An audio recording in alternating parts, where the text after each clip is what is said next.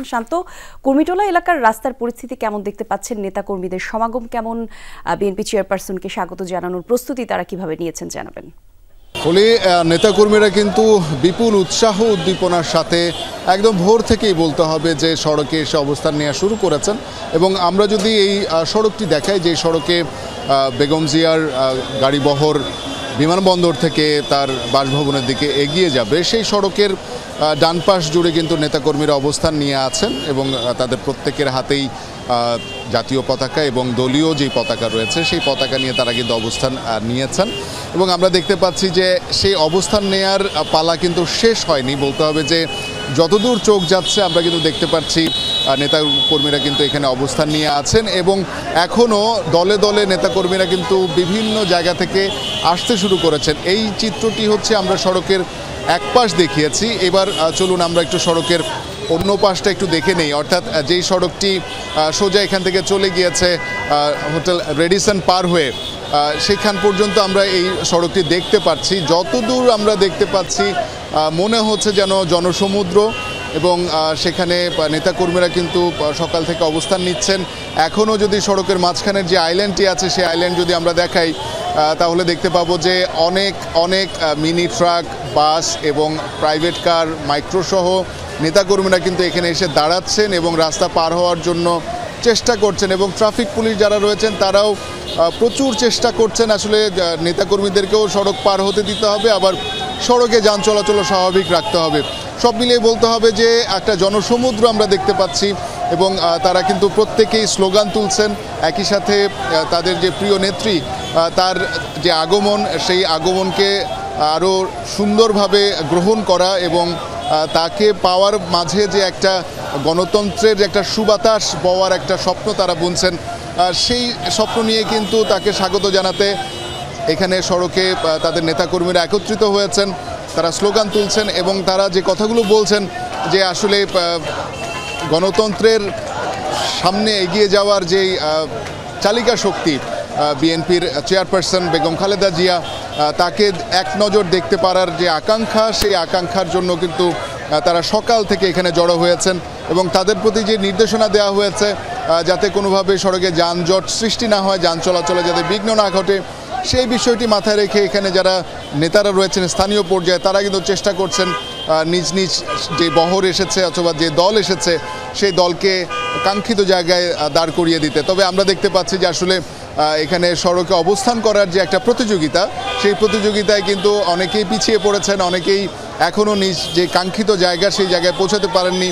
অনেকে আবার এখানে অবস্থান না নিয়ে ট্রাকে করে চলে যাচ্ছেন এয়ারপোর্টের দিকে। হয়তোবা কিছুক্ষণ পরেই যখন সেই সময়টি ঘনিয়ে আসবে, আমরা জানি যে 10:30 নাগাদ এয়ার অ্যাম্বুলেন্সটি এয়ারপোর্টে নামার কথা, অবতরণ করার কথা।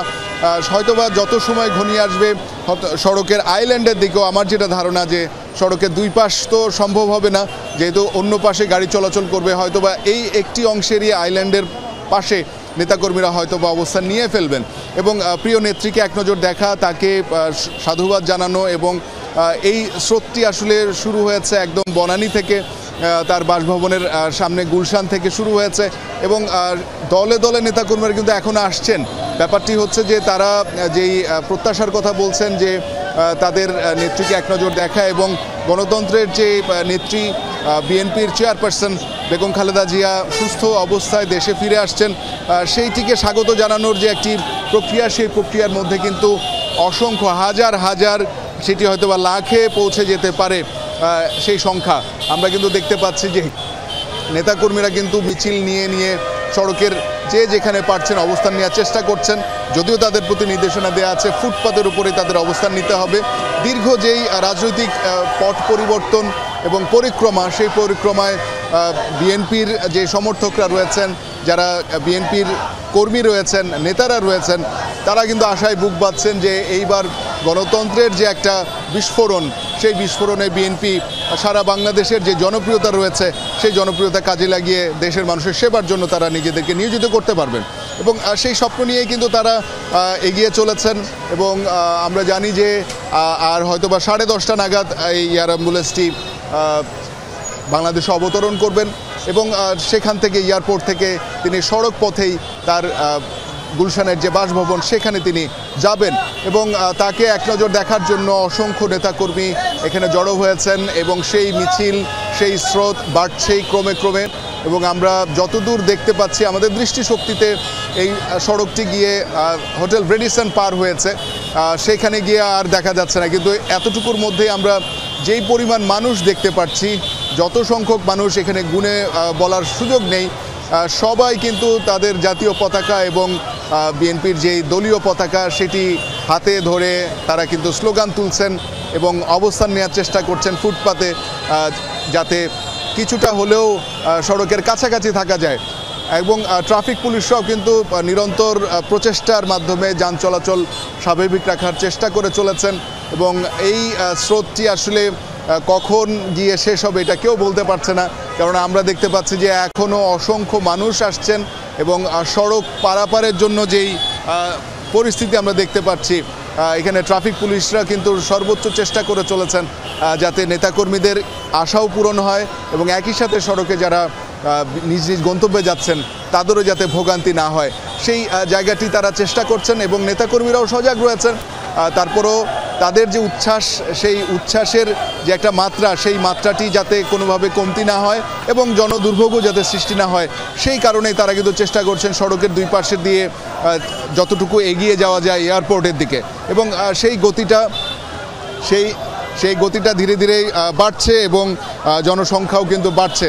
তো আমরা প্রত্যাশা করছি যে নেত্রীকে গ্রহণ করার জন্য যে মিছিল অথবা যে জনস্রোত, সেই জনস্রোত সড়কের দুই পাশে অবস্থান নেবে এবং স্বাভাবিকভাবেই বিপুল উৎসাহ উদ্দীপনায় তাকে সাদরে গ্রহণ করা হবে। অনেক ধন্যবাদ আপনাকে শান্ত, আমাদের সঙ্গে যুক্ত হবার জন্য। বেশ কিছু গুরুত্বপূর্ণ তথ্য আপনি জানালেন।